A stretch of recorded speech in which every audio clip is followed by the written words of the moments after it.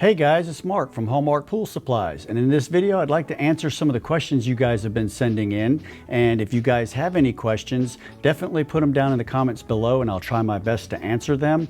And who knows, one day your question might appear on one of these Q&As that we do. And for those of you that have any difficult pool-related questions or problems and you need help, the fastest way to get a hold of me is book a phone session. I will post a link down below for any of you guys that need to do that, and I will be glad to help. So without further ado, let's dive in and get to the first question. Okay, so the first question comes in from Barletto65, and they ask, we are in the process of getting ready to put a new liner in our above ground pool and want to know if we can put ant killer under the liner when we install. Good question. You definitely can. It won't hurt anything. In fact, you can also put ant killer around the perimeter of the pool, and I also recommend to put ant killer around the pump of the filter system because ants will destroy a motor very quick. So keeping ant killer around the system or around the perimeter of the pool will definitely help. So the next question comes in from Mr. Panther Games, and this is pertaining to priming a pump. My system has a Jandy valve that controls the flow from the skimmer and the drain. So how does this impact the priming of the pump? Good question. You can prime the pump the same way. A Jandy valve will allow you to prime one line at a time. It's basically a three-way valve and works just the same. We're just doing it with one valve instead of two, but you can still prime the pump just the same. Okay, so the next question comes in from Dinah Catamaran, and this is also pertaining to priming a pump. Why not start with the skimmer port first? It is good to mention that both ports have different pressure heads. The bottom port, the drain, which is deeper than the skimmer, has different pressure. The pump never sucks evenly. I know you know this, and it would be valuable to clarify this point with viewers. Okay, so when priming a pump, it really doesn't matter which line we prime with, if we start with the drain or if we start with the skimmer, because the water level in the pool will find level, and it makes no difference as long as we prime one line at a time. You can prime with either line.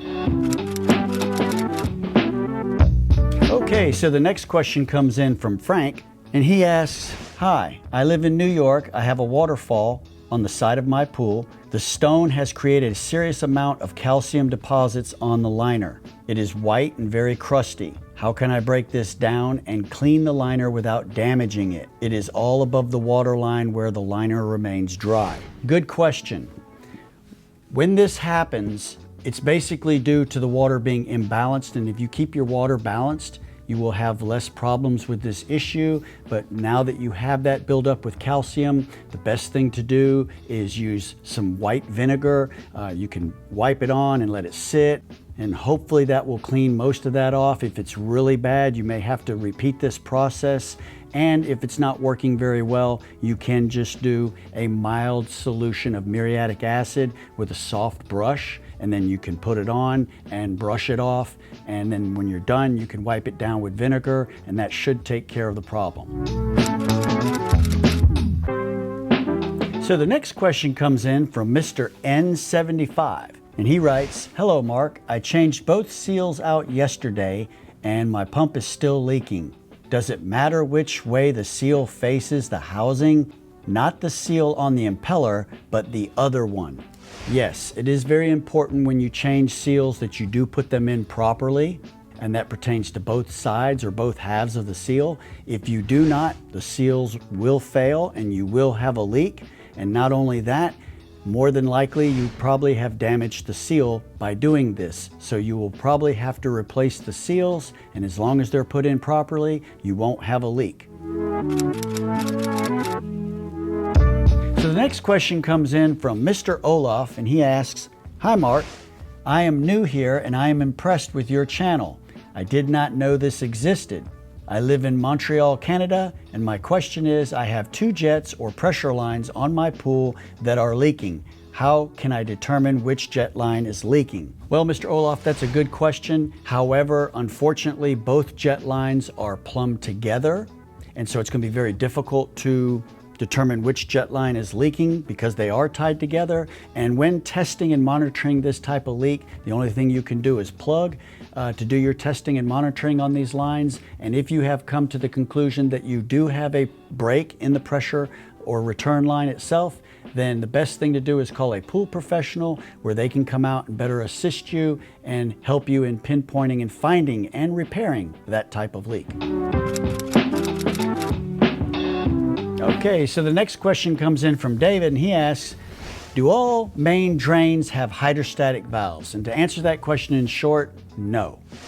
Pools that have hydrostatic valves are pools that are built in high water tables. Why do we have a hydrostatic valve in a pool that's built in a high water table? It's so that when the ground pressure is much greater underneath the pool and the pool is drained, it will allow the water to flow into the pool so that the pool does not float. If we do not have a hydrostatic valve and we drain a pool that's in a high water table, the pool can actually float and we can do structural damage. Hydrostatic valves are typically put into fiberglass pools or concrete pools in high water tables for this reason. And if you have a vinyl pool, they do not use hydrostatic valves because we are not dealing with a hard surface. We're dealing with vinyl. The vinyl can float, but it won't hurt the pool or raise the pool up out of the ground like a solid pool, such as a concrete pool or a fiberglass pool. Okay, so the next question is coming from Chubsy, and he asks, salt water or chlorine? That's a good question. Chlorine is the oldest form of sanitation used in swimming pools today, and a saltwater pool is a chlorine pool. We're just using salt to make chlorine. However, chlorine, you do have to add the chemicals, where a saltwater pool is going to be a little bit easier on the maintenance. However, it is a lot more expensive to operate a saltwater pool, and the fact that saltwater is very corrosive, I would choose chlorine over salt because of the corrosion itself, and that's just my personal opinion. I'd love to hear from you guys what type of chemicals you use, where you're from, and what works for you. I'd love to hear the feedback. And if any of you guys have a difficult pool-related question or a problem and you need help, the fastest way to get in contact with me is book a phone session, and I'll have a link down below so you can do so, and I will be glad to help. For those of you that made it this far, check out these 2 videos. And as always, remember us at Hallmark Pool Supplies for all your pool needs. My name is Mark. I appreciate you watching, and I'll see you on the next video.